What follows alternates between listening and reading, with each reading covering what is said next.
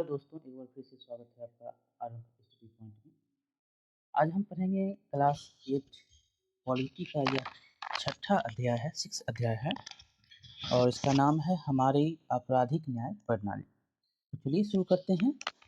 इसके बारे में क्या क्या आपको जानकारी मिलेगी। देखिए, लिखा गया है कि जब किसी को अपराध करते हुए देखते हैं तो सबसे पहले पुलिस को खबर करते हैं। वास्तविक जीवन या फिल्मों में आपने देखा होगा कि पुलिस अक्सर रिपोर्ट दर्ज करते हैं और अपराधियों को गिरफ्तार करते हैं। अपराधियों को गिरफ्तार करने में पुलिस की जो भूमिका होती है उसके आधार पर कई बार ऐसा लगता है मानो पुलिस ही तय करती है कि कोई अपराधी है या नहीं। लेकिन ऐसा नहीं है। आप जानते हैं कि गिरफ्तार होने के बाद कोर्ट के द्वारा, संविधान के द्वारा उसको आरोपी सिद्ध किया जाता है। आगे है क्या? तो जब किसी व्यक्ति को गिरफ्तार किया जाता है तो अदालत ही तय करती है कि आरोपी वाकई दोषी है या नहीं। संविधान के अनुसार अगर किसी भी व्यक्ति पर कोई आरोप लगाया जाता है तो उसे निष्पक्ष सुनवाई का अधिकार होता है। अगर उस पर कोई भी आप आरोप लगा रहे हैं तो निष्पक्ष सुनवाई का अधिकार उसके पास है संविधान के द्वारा। क्या आप जानते हैं कि निष्पक्ष सुनवाई का मौका हासिल करने का क्या मतलब है? क्या आपने एफआरआई के बारे में सुना है? क्या आप जानते हैं सरकारी वकील कौन होता है? इस अध्याय में हम जो है चोरी के एक काल्पनिक घटना के जरिए यह समझने की चेष्टा करेंगे कि न्याय पाने की प्रक्रिया किस तरह चलती है और आपराधिक न्याय व्यवस्था में अलग अलग लोगों की क्या क्या भूमिका होती है। जो चोर है, जो वकील है, जो जज है, जो पुलिस है, उन सभी का जो इन काम में क्या क्या भूमिका होती है। न्याय व्यवस्था में जो है अलग अलग लोगों की क्या क्या व्यवस्थाएं होती है। ध्यान रखें कि ज़्यादा आगे है, ध्यान रखें कि ज़्यादातर मामले उसी प्रक्रिया से गुजरते हैं जिसका हमने अपने काल्पनिक उदाहरण में जिक्र किया है।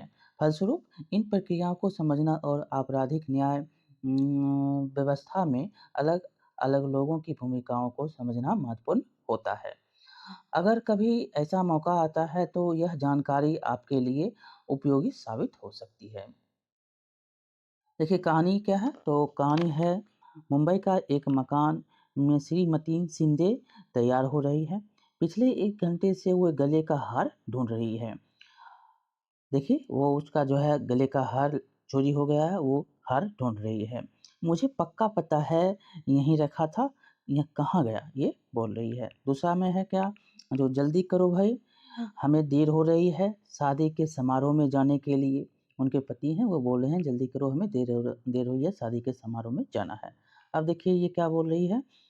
मुझे शिंदे साहब जो हैं, श्रीमती शिंदे बोल रही है कि मुझे मेरी सोने की जंजीर नहीं मिल रही, दराज में भी नहीं है। मुझे लगता है शांति ने मेरा हार चुरा लिया है। मेरे कमरे में सफाई करते हुए ज़्यादा ही समय लगाती है। कौन? तो शांति जो है वो कमरे की सफाई करती है, वही ज़्यादा समय लगाती है।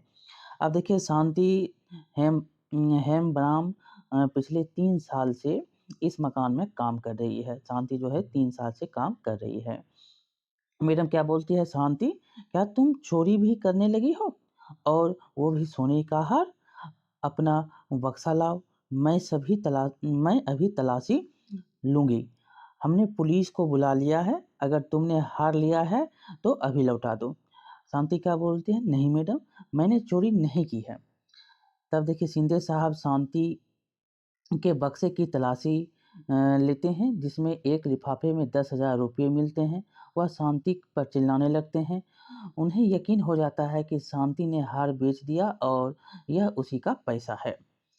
फिर शांति क्या बोलती है? शांति, साहब, मेरा भाई और मैं पिछले के में साल भर से पैसा जमा कर रहे हैं।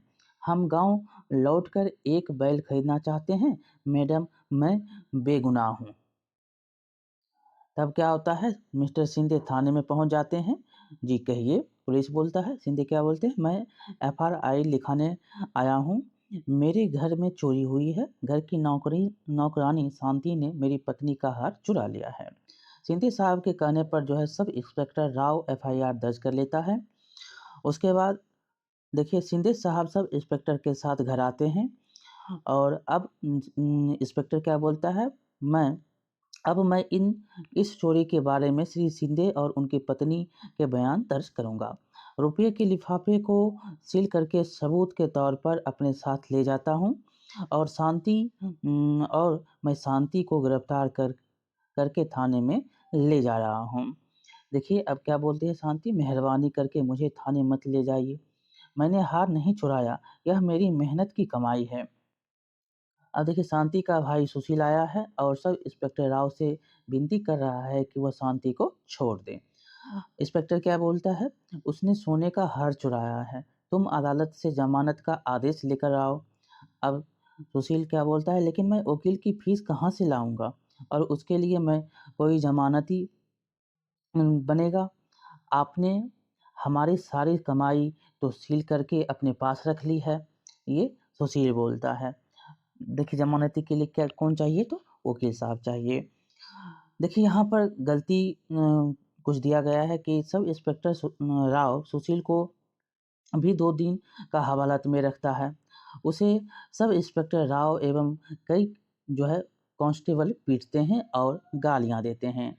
वे उस पर दबाव डालते हैं कि वह इल्ज़ाम कबूल कर ले।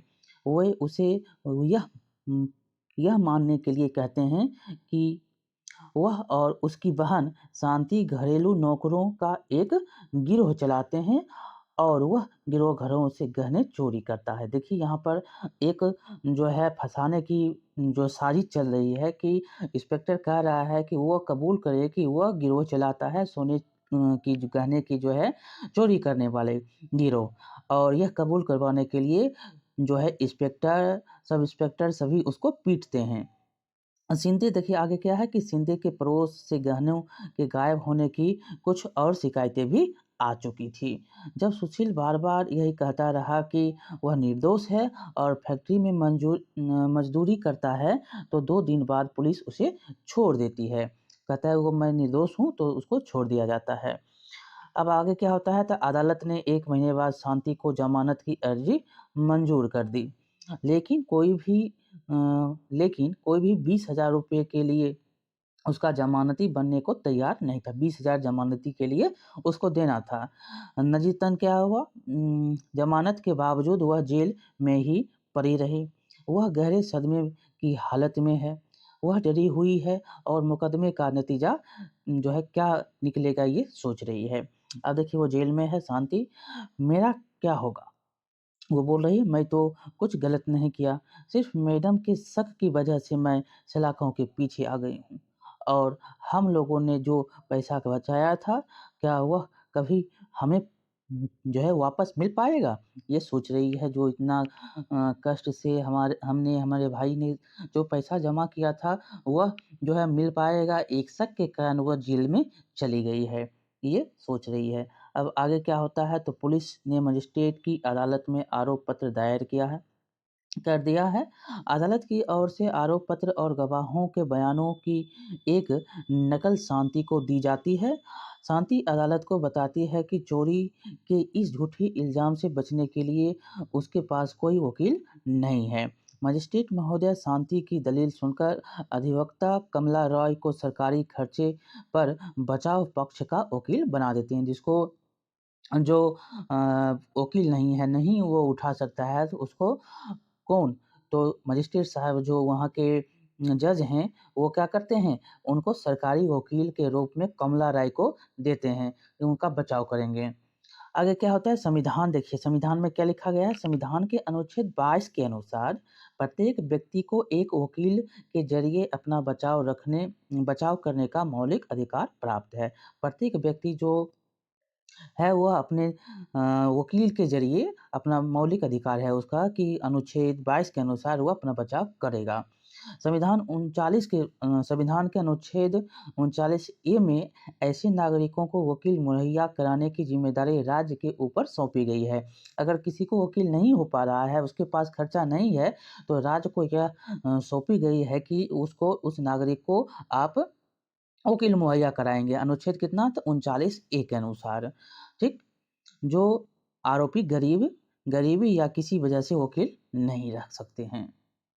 आगे देखिए क्या होता है कि अधिवक्ता कमला राय शांति से अदालत में मिलती है। देख रहे हैं ये मिल रही है। मेरे ये देखिए अब शांति क्या बोलती है, ये मेरे मुकदमे के कागज़ हैं। मेरे मालिकों ने हार चुराने का झूठा आरोप मुझ पर लगाया है। उसका भाई बोलता है उन्हें शांति के बक्से से 10,000 रुपये मिले थे। उन्हें लगता है कि उसने हार बेचकर ही यह पैसा हासिल किया था, लेकिन यह हम दोनों की बचत का पैसा है।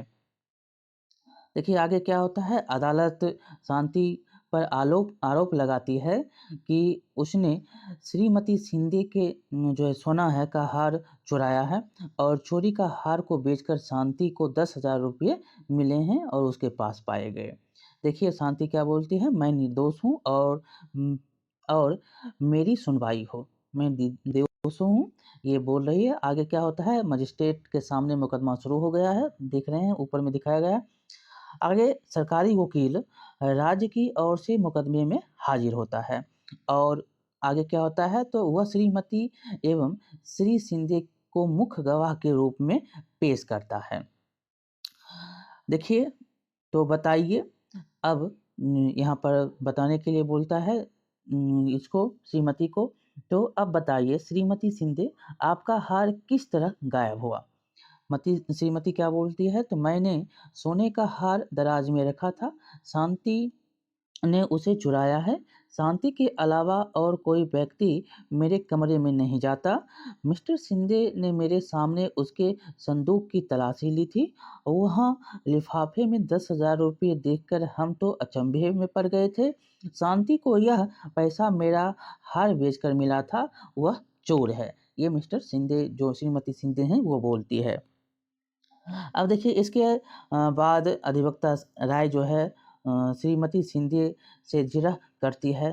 क्या बोलती है ये, तो आप यह कह रही हैं कि आपने शांति को चोरी करते हुए नहीं देखा, ना ही आपको शांति के पास चोरी के हार मिला। पिछले 3 साल में जब से शांति आपके घर पर काम कर रही है, तब से कोई भी चीज़ आपके घर से चोरी नहीं हुई। आप हर महीने उसे 1,000 रुपये पगार भी देती हैं। तो ये श्रीमती बोल रही है कि 1 महीने आप जो है उसको पगार देते हैं और बोलते हैं कि 3 साल से काम कर रही है, चोरी 3 साल में आपका नहीं हुआ और अब हो रहा है। ये वकील साहब श्रीमती सिंधी को बोल रही है। आगे देखिए क्या होता है, अधिवक्ता 24/4/2007 को अधिवक्ता राय बचाव पक्ष के गवाह के तौर पर सुशील और उसके मालिक से कुछ सवाल पूछती है। इन दोनों के बयानों के आधार पर सुश्री राय यह साबित कर देती है कि शांति के संदूक में मिले 10,000 रुपये और शांति की कमाई की रकम में भी हो सकती है। श्रीमती जो हैं ये साबित कर देती हैं कि पगार उसके हो सकते हैं। अब आगे जब मुकदमा क्या होता है, जब मुकदमा खत्म होने के नज़दीक पहुंच जाता है, तभी सुशील को पता चलता है कि इंस्पेक्टर शर्मा ने युवाओं को के एक गिरोह का भंडाफोड़ किया है। इस गिरोह के लोग शिंदे के मोहल्ले में गहनों की चोरी करते हैं। देखिए यहाँ पर इंस्पेक्टर जो है वो भंडाफोड़ किया है कि चोरी कोई जो है गिरोह करता है। श्रीमती शिंदे के बेटे के कुछ दोस्त भी इस गिरोह के सदस्य हैं। देखिए शिंदे के बेटे यहाँ पर फंस रहे हैं। उनके पास से श्रीमती शिंदे का हार बरामद हो जाता है और उनके ही पास से श्रीमती शिंदे का जो हार चुराया गया था वो बरामद होता है। सुशील यह बात अधिवक्ता राय को बताता है। अब अधिवक्ता राय बचाव पक्ष के गवाह के तौर पर इंस्पेक्टर शर्मा को अदालत में पेश करती है। देखिए अब क्या इंस्पेक्टर से पूछती है तो इंस्पेक्टर शर्मा, क्या आप हमें दिखा सकते हैं कि आपने क्या-क्या बरामद किया है? इंस्पेक्टर शर्मा क्या बोलता है, तो जी हाँ, श्रीमती शिंदे ने अपना यह हार पहचान लिया है। हमने लड़का का एक गिरोह पकड़ा है जिसने यह हार चुराया था। उन लड़कों ने अपना इल्ज़ाम कबूल कर लिया है। यह हार जो है उन्होंने ही चुराया था। शिंदे के द्वारा ये जो कहा गया था कि मेरा हार यही है, उन्होंने ये पहचान लिया है। इंस्पेक्टर ने उनको वकील साहिबा को बता दिया है। अब क्या होता है, तो न्यायाधीश महोदय जो होते हैं अब फैसला देते हैं। न्यायाधीश महोदय सारे गवाहों के बयान सुनते हैं। इंस्पेक्टर शर्मा का बयान सुनने के बाद अधिवक्ता राय न्यायाधीश के सामने यह दलील देती है कि अब शांति निर्दोष साबित हो चुकी है, इसीलिए उसे बरी कर दिया जाए। अब जो वकील साहिबा हैं वो मजिस्ट्रेट के जज साहब से कहती है कि अब जो है शांति क्या हो गया, निर्दोष साबित हो चुकी है, उसको बरी कर दिया जाए। देखिए अब न्यायाधीश क्या बोलते हैं, तो शांति, आपको चोरी के इल्जाम से बरी किया जाता है। पुलिस ने जो 10,000 रुपये आपके पास से बरामद किए थे, उन्हें भी आपको लौटा दिया जाएगा। मैंने लिखित फैसले में इस बात पर जोर दिया है कि तफ्तीश में सब इंस्पेक्टर राव की लापरवाही पर खास तौर से ध्यान दिया जाए, जिसकी वजह से शांति आपको जेल जाना पड़ा। जो यहाँ पर चूक हुई कि अगर कोई भी लापरवाही कर रहा है तो उसको भी अब ध्यानपूर्वक से आप देखेंगे, समझेंगे, तभी आप किसी को गिरफ्तार करेंगे। देखिए ये घटना किस प्रकार था, एक झूठे इल्जाम में किस किस तरह से कोर्ट के जो है द्वारा ही उसको निर्दोष साबित किया गया। उसके पास रुपया नहीं था, उसके पास जो है 10,000 रुपया मिला, वो भी क्या, तो कमाई का था। वकील के लिए पैसा नहीं था, तो अनुच्छेद 39A के अनुसार राज्य सरकार को क्या, तो राज्य सरकार को दिया जाता है, अधिकार दिया जाता है कि उसको, गरीब है, उसके पास रुपया नहीं है, तो आप वकील उसको देंगे, सरकारी वकील मुहैया कराएंगे। और अनुच्छेद 22 के अनुसार, संविधान अनुच्छेद 22 के अनुसार सभी को अधिकार है कि वह अपना वकील जो है पेश करने, वकील जो है रखेंगे पेश करने के लिए। न्यायाधीश के समक्ष वकील चाहिए। तो ये अगर कोई गरीब है तो 39A के अनुसार उसको सरकार के द्वारा सरकारी वकील दिया जाएगा। अब देखिए क्या होता है, आगे क्या होता है, तो यहाँ पर लिखा गया है कि इस घटना के आधार पर आप देख सकते हैं कि पुलिस, सरकारी वकील, बचाव पक्ष का वकील और न्यायाधीश, ये 4 अधिकारी आपराधिक न्याय व्यवस्था के मुख्य लोग थे। इस मामले में आपने इन चारों की भूमिका को भी देख लिया। आइए अब उनकी भूमिकाओं के बारे में जो है व्यापक रूप से, व्यापक स्तर से हम देखेंगे क्या-क्या है। देखिए क्या होता है कि पुलिस का एक महत्वपूर्ण काम होता है किसी अपराध के बारे में मिली शिकायत की जांच करना। जांच के लिए गवाहों के बयान दर्ज किए जाते हैं और सबूत इकट्ठा किए जाते हैं। इस जांच के आधार पर पुलिस अपनी राय बनाती है। अगर पुलिस को ऐसा लगता है कि सबूतों से आरोपी का दोष साबित होता दिखाई दे रहा है, तो पुलिस अदालत में आरोप पत्र, चार्जशीट दाखिल कर देती है। जैसा कि अध्याय की शुरुआती में ही कहा गया था कि यह तय कौन करता है, तय कर देना पुलिस का काम नहीं है कि कोई व्यक्ति निर्दोष है या नहीं है। चार्जशीट कहाँ करेगा, तो अदालत में करेगा। यह न्यायाधीश तय करता है कि वह दोषी है या नहीं है। दूसरी इकाई में आपको कानून के शासन के बारे में इसमें बारे में पढ़ा था। इसका सीधा मतलब यह होता है कि हर व्यक्ति देश के कानून के अधीन है। पुलिस भी इसी कानून के तहत आती है। लिहाजा पुलिस को हमेशा कानून के मुताबिक और मानवाधिकारों का सम्मान करते हुए जांच करनी चाहिए। जो आपने देखा पीट कर कबूलने के लिए उसको कहा गया, ज़ोर ज़बरदस्ती किया गया कि तुम कबूल कर लो, ये नहीं करना, ये मानवाधिकार नहीं है। देखिए सर्वोच्च न्यायालय ने गिरफ्तारी, हिरासत और पूछताछ के बारे में पुलिस के लिए कुछ दिशा निर्देश तय किए हुए हैं। इस दिशा निर्देशों के अनुसार पुलिस को जांच के दौरान किसी को भी सताने, पीटने या गोली मारने का अधिकार नहीं है। किसी छोटे से छोटे अपराध के लिए भी पुलिस किसी को कोई सज़ा नहीं दे सकती है। यहाँ पर बता सकते हैं कि किसी को भी कोई सज़ा नहीं दी जा सकती है। कोई जो है यहाँ पर छोटा से छोटा अपराध हो रहा है तो कोई किसी को पुलिस जो है सज़ा नहीं देगा। संविधान देखिए अनुच्छेद 22 के और फौजदारी कानून में प्रत्येक गिरफ्तार व्यक्ति को निम्नलिखित मौलिक अधिकार दिए गए हैं। देखिए क्या-क्या मौलिक अधिकार अनुच्छेद 22 के अनुसार दिया गया है, यहाँ पर हम पढ़ेंगे। गिरफ्तारी के समय उसे यह जानने का अधिकार है कि गिरफ्तारी किस कारण से की जा रही है। गिरफ्तारी के 24 घंटों के भीतर मजिस्ट्रेट के सामने पेश होने का अधिकार है। गिरफ्तारी के दौरान या हिरासत में किसी भी तरह के दुर्व्यवहार, यातना से बचने का अधिकार है। पुलिस हिरासत में दिए गए इकबालिया बयान को आरोपी के खिलाफ सबूत के तौर पर इस्तेमाल नहीं किया जा सकता है। जो वह बयान दिया है हिरासत के समय, वह सबूत के तहत जो उसको नहीं इस्तेमाल कर सकते हैं। 15 साल से कम उम्र के बालक और किसी भी महिला को केवल सवाल पूछने के लिए थाने में नहीं बुलाया जा सकता है। 15 साल से अगर कम है और महिला है तो उसको सवाल पूछने के लिए आप थाने में नहीं बुलाएंगे। आगे क्या है, तो यहाँ पर कुछ दिशा निर्देश दिए गए हैं कि सर्वोच्च न्यायालय ने किसी भी व्यक्ति को गिरफ्तारी, हिरासत और पूछताछ के बारे में पुलिस एवं अन्य संस्थाओं के लिए कुछ खास शर्त और प्रक्रियाएं तय की हुई है। इन नियमों को डी.के. बसु दिशा निर्देश कहा जाता है। जो संस्था के द्वारा, जो पुलिस के द्वारा जो गिरफ्तारी और हिरासत है, इन सभी के लिए एक प्रक्रिया है और इस नियम को डी.के. बसु दिशा निर्देश कहा जाता है। इनमें से कुछ दो दिशा निर्देश हैं दिए गए हैं, उसको हम पढ़ेंगे। लिखा गया है कि गिरफ्तारी या जांच करने वाले पुलिस अधिकारी की पोशाक पर उसकी पहचान, नाम पट्टी तथा पद स्पष्ट व सटीक रूप से अंकित होना चाहिए। गिरफ्तारी के समय अरेस्ट मेमो के रूप में गिरफ्तारी संबंधी पूरी जानकारी का कागज तैयार किया जाए। उसमें गिरफ्तारी के समय व तारीख का उल्लेख होना चाहिए। उसके सत्यापन के लिए कम से कम एक गवाह होना चाहिए।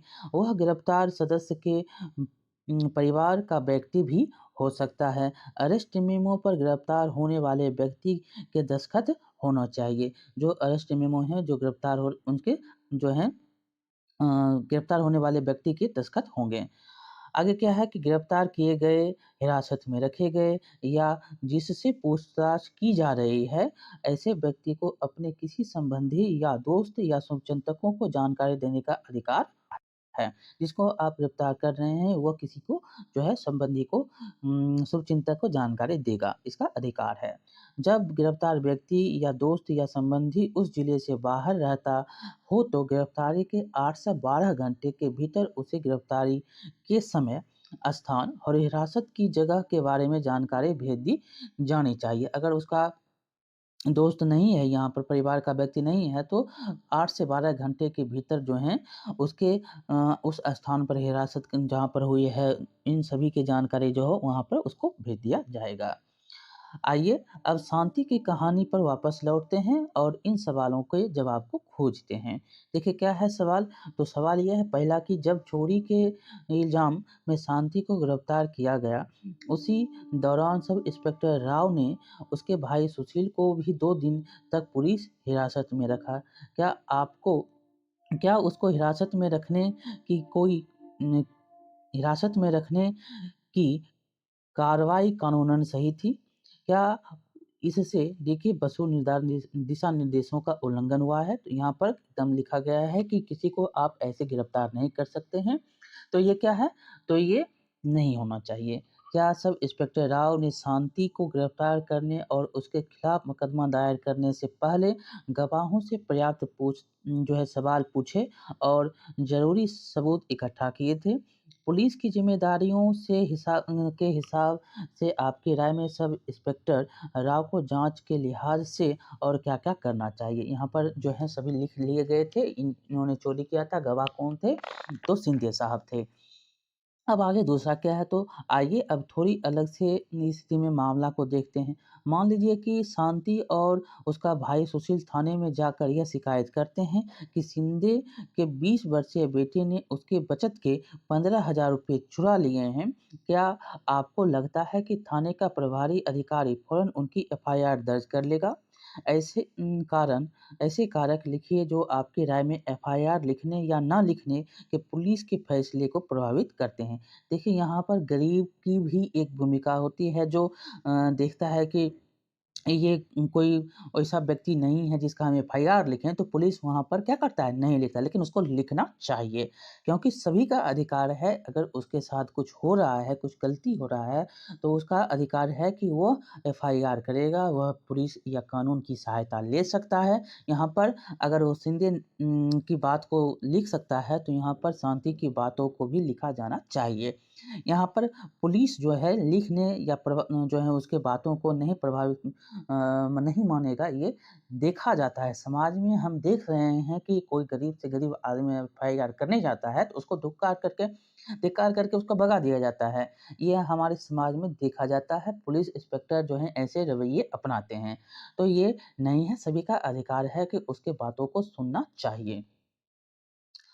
अब देखिए यहाँ पर एफआईआर है, प्रथम सूचना रिपोर्ट प्राथमिकी, इसी को हम एफआईआर कहते हैं। प्रथम मतलब पहला जो है सूचना है वो हम यहाँ पर देते हैं कि ये पहली कहानी जो है यहाँ से लिखी जा रही है। पहला मतलब पहला जो है दिशा निर्देश, पहला सूचना यहाँ पर आया है, उसी को एफआईआर कहते हैं।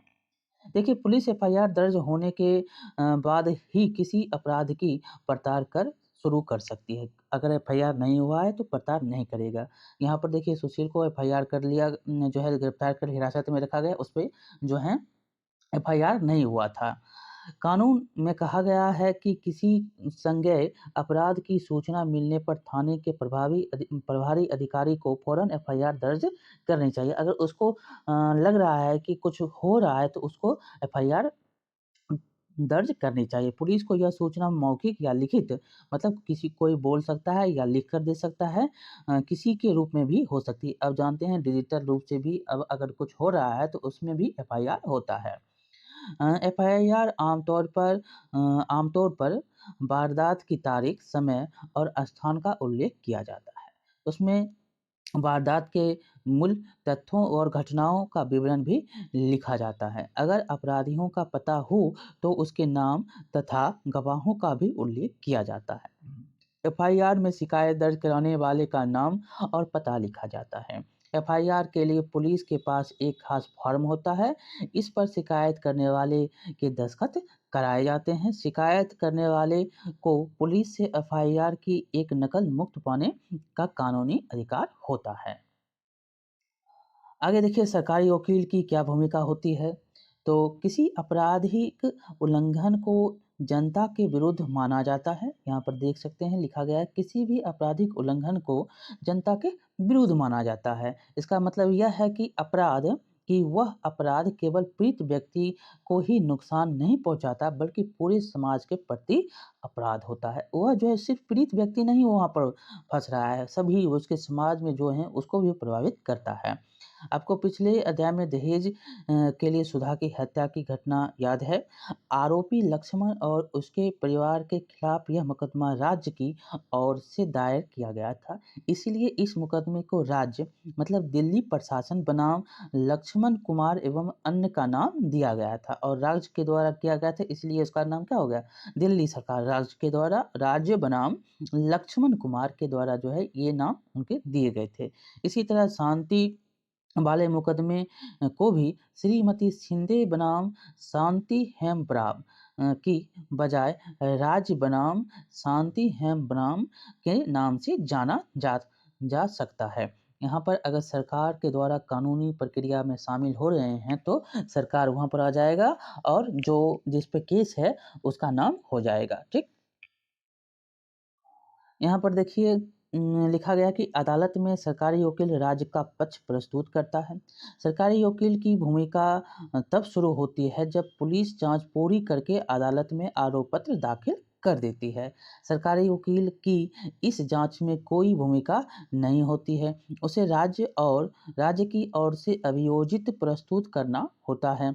न्यायालय के पदाधिकारी के रूप में उसकी जिम्मेदारी होती है कि वह निष्पक्ष रूप से अपना काम करे और अदालत के सामने सारे ठोस तथ्य, गवाह और सबूत पेश करे, तभी अदालत सही फैसला दे सकती है। निष्पक्ष रूप से आप काम करेंगे और अदालत जो है फैसला देगी। देखिए यहाँ पर दिया गया है कि क्या पूछती है, तो अब बताइए श्रीमती शिंदे आपका हार किस तरह गायब हुआ। ये व्यक्ति जो है पूछ रहा है वो शिंदे साहब से कि यहाँ पर देखिए किस प्रकार से गायब हुई, पहले भी हम इसको देखे थे। मैंने जो है सोने का हार दराज में रखा था, शांति ने उसे चुराया है। ये डायरेक्ट बता दिया कि शांति ने ही उसे चुराया है, लेकिन ये नहीं है। शांति के अलावा और कोई व्यक्ति जो है मेरे कमरे में नहीं जाता। मिस्टर शिंदे ने मेरे सामने उसके संदूक की तलाशी ली और वहाँ के लिफाफे में उसको 10,000 रुपये देखकर उसके अचंभे भी पड़ गई थी और शांति तो यह पैसा जो है मेरा हार बेचकर मिला था, वह चोर है, ये साबित कर देती है। लेकिन ऐसा साबित नहीं हो सकता है, ये भूमिका उसकी नहीं है, वो डायरेक्ट बता देती है ये चोर है, ये नहीं हो सकता। क्यों? क्योंकि ये कानूनन प्रक्रिया में आ गया है और कानून इसकी जो है ठोस सबूतों, गवाहों के दौरान ही उसको बताएगा कि वो चोरी किया है या नहीं किया है। देखिए न्यायाधीश की क्या भूमिका होती है, अब देखिए न्यायाधीश की क्या भूमिका होती है, तो न्यायाधीश की वही हैसियत होती है जो खेलों में अंपायर की होती है। क्या होता है, सभी को देखेगा कैसा खेल खेल रहा है, तो सही खेल रहा है, नहीं खेल रहा है, कोई नियम में त्रुटि हो गई है तो उसको सुधार करता है। तो यही उसकी भूमिका होती है। क्या है? न्यायाधीश की यही हैसियत होती है कि जो खेलों में क्या होती है, अंपायर की होती है। वो निष्पक्ष निष्पक्ष भाव से और खुली अदालत में मुकदमे का संचालन करते हैं। न्यायाधीश सारे गवाहों के बयान सुनते हैं और अभियोजित पक्ष तथा बचाव पक्ष की तरफ से पेश किए गए सबूतों की जांच करते हैं। अपने सामने मौजूद बयानों और सबूतों के आधार पर कानून के अनुसार न्यायाधीश ही तय करते हैं कि आरोपी सचमुच दोषी है या नहीं है। वो वही तय करेगा जो सबूत है, जो कानून के अनुसार है, वो न्यायाधीश तय करते हैं कि यह आरोपी है या नहीं है। अगर आरोपी दोषी पाया जाता है, तो न्यायाधीश क्या करते हैं, उसको सज़ा सुनाते हैं। वह कानून में दिए गए प्रावधानों के हिसाब से दोषी व्यक्ति को जेल भेज सकते हैं या उस पर जुर्माना लगा सकते हैं या एक साथ दोनों तरह से भी सज़ा दे सकते हैं। जुर्माना भी, सज़ा भी जो है उसको दिया जा सकता है। देखिए शांति को क्या कहा कि ये जो है सारे गवाहों के बयान सुनने के बाद न्यायाधीश ने उसको छूट दे दी, जेल से निकाल दिया और 10,000 रुपये जो है इंस्पेक्टर के द्वारा रखे गए थे वो भी उनको दे दिया गया क्योंकि वो निर्दोष थी। अब देखिए निष्पक्ष सुनवाई कैसे होता है, फेयर ट्रायल क्या होती है? तो निष्पक्ष सुनवाई देखिए, आइए थोड़ी देर के लिए कल्पना करें कि अगर न्यायाधीश महोदय शांति का मुकदमा किसी और तरह संचालित करते तो क्या हो सकता था? अगर अदालत ने शांति के आरोप पत्र और गवाहों के बयानों की नकल ना दी होती तो क्या होता? अगर न्यायाधीश किसी ऐसी जगह पर मुकदमा चलाते जहां शांति और सुशील दोनों ही जेल जा सकते थे तो क्या होता? अगर न्यायाधीश ने शांति की अधिवक्ता राय को अभियोजन की ओर से प्रस्तुत किए गए श्रीमती शिंदे आदि गवाहों से जिरह करने का पर्याप्त समय ना दिया होता तो पहले ही मान लेते कि शांति दोषी है या दोषी है तो क्या होता? अगर इस तरह की कोई भी बात होती तो इसे निष्पक्ष सुनवाई नहीं कहा जा सकता था। अगर सबसे पहले यहाँ पर अगर सभी मान लेते कि शांति जो है चोर है, यहाँ पर सुशील और शांति क्या है, चोरी की है। यहाँ पर जो है अधिवक्ता राय जो है को नहीं समय दिया जाता, नहीं जिरह करने के लिए उसको समय दिया जाता, तो ये क्या है, निष्पक्ष सुनवाई नहीं होती।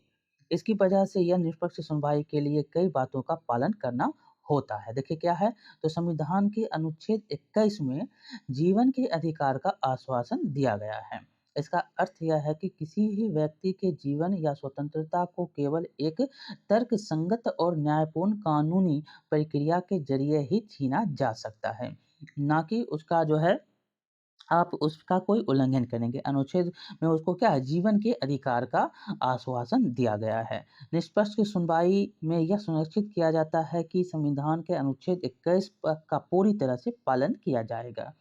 आइए अब चित्रकथा पट में दिए गए अशांति के मुकदमे पर वापस लौटें और एक निष्पक्ष सुनवाई के मूलभूत तथ्यों पर तत्वों पर ध्यान देंगे। देखिए यहाँ पर क्या है, जिरह करने के लिए पूछ रही है, यहाँ पर पूछा गया था कि मेरे मुकदमे के कागज हैं, ये जो है दे रही हैं, कागज दे रहे हैं और मेरे मालिकों ने हार चुराने का झूठा आरोप मुझ पर लगाया है। उसके बाद देखिए सुशील क्या बोलता है, उन्हें शांति के बक्से और 10,000 रुपये मिले हैं और उन्हें लगता है कि उसने हार बेचकर ही मेरा जो है ये पैसा हासिल किया है, लेकिन यह जो है क्या है, दोनों के बचत के रुपये हैं। ये वकील साहिबा को बचाती है, ये जान रही है। सभी कुछ जानने के बाद ही जो है कानूनी प्रक्रिया समय के साथ होता है।